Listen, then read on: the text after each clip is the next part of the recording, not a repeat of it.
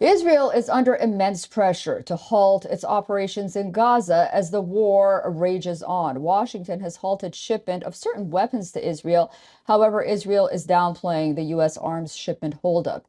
Israeli officials said disagreements with allies are resolved behind closed doors. The shipment halted by the U.S. reportedly consists of 1,800 the Joint Direct Attack munition of the 907 kilogram category and 1,700 Mark 82 bombs of the 226 kilogram category. The Joint Direct Attack munition is a guidance tail kit that converts existing unguided freefall bombs into accurate adverse weather, quote, smart munitions, while Mark 82 bombs are general purpose aircraft bombs containing 89 kilograms of high explosives. Speaking about the munitions halt, the IDF spokesperson insisted that coordination between the U.S. and Israel remains at the level that is unprecedented. Take a listen.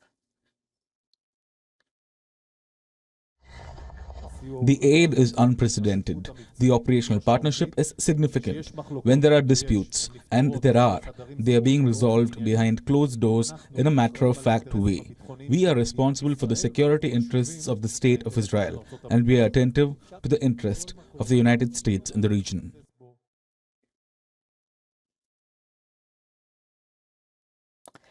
Amid efforts to hammer out a hostage deal with Hamas, Israel's prime minister and top officials are scheduled to meet with CIA Chief William Burns. Burns has been shuttling between the capital cities of mediating countries with stops in Cairo and Doha. As of now, all parties and mediators are in Cairo for ceasefire talks. The Israeli military has released a video showing its troops engaging in fighting in Rafah city. Since Monday, 27 Palestinians have lost their lives in Rafah. Almost 50,000 people have left Rafah in the last 48 hours after Israel issued evacuation orders. Caving in to international pressure, Israel said that it has reopened the Kerem Shalom border crossing for humanitarian aid to enter Gaza.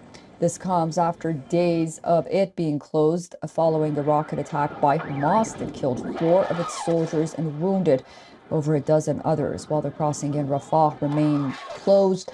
Kerem Shalom is operational for aid delivery. The United States has said that the construction of the Gaza aid pier has been completed and would be operational soon as well. The other 2 crossings, Erez Crossing and Gate 96, are also set to be open.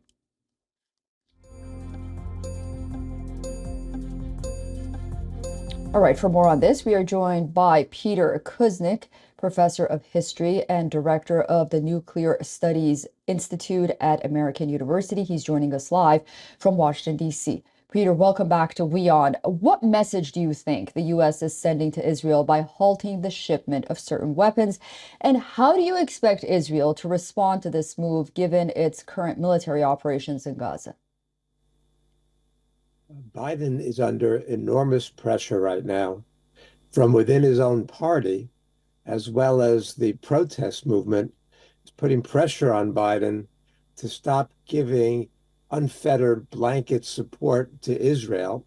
Biden has made clear, as have other American officials, that there is no way to conduct this attack on Rafah without slaughtering hundreds and thousands of innocent civilians.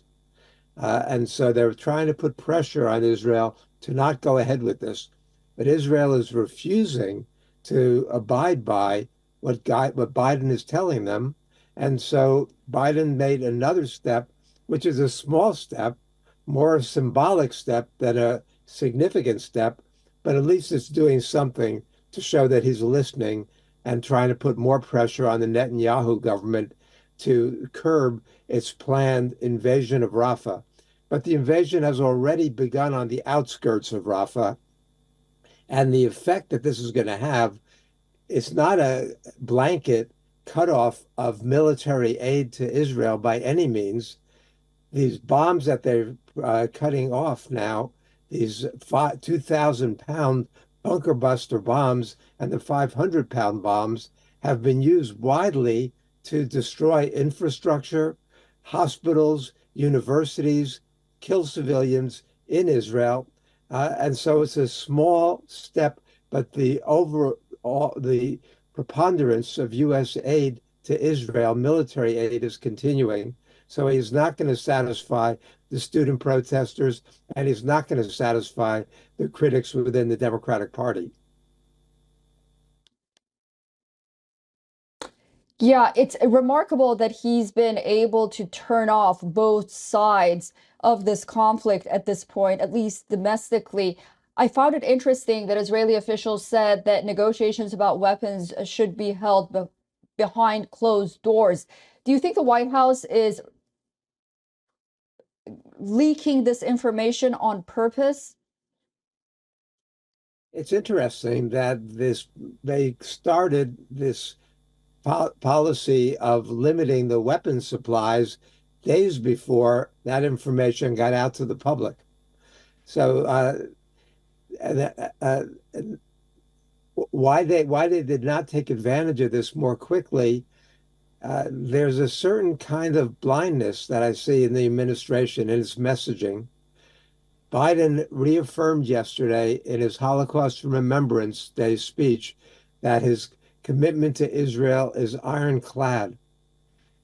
This is an invasion that's being universally condemned as if not a genocide, very close to a genocide, and by all accounts, a slaughter and a humanitarian catastrophe. I don't know why Biden is so tone deaf, so slow to respond, so willing to give up his chances of reelection in order to placate those pro-Israel hawks within his own administration and inside his own head. Biden has been closely aligned with Israel for decades. When he was in the Senate, he got more money from the Israel lobby, from AIPAC, than any other senator. So this is not something new for Biden. But the fact that he's so blind to see the horrors that Israel is inflicting on the Palestinians, and that's not to downplay what Hamas did on October 7th. One of the mistakes that's being made in the U.S. media is to say that these demonstrations on the campuses are pro-Palestinian or pro-Hamas. What they really are is anti-slaughter, anti-genocide. And I see here in Washington, D.C., all of the protesters congregated at George Washington University.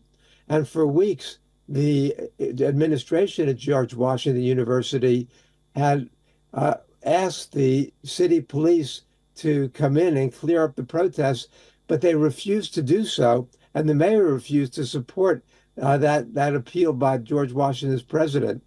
But now, last night, the police moved in and arrested dozens of protesters and broke up that peaceful encampment. So this is appalling what's going on in American universities. And I'm worried, I don't know how many of my own students were arrested or beaten by the police last night.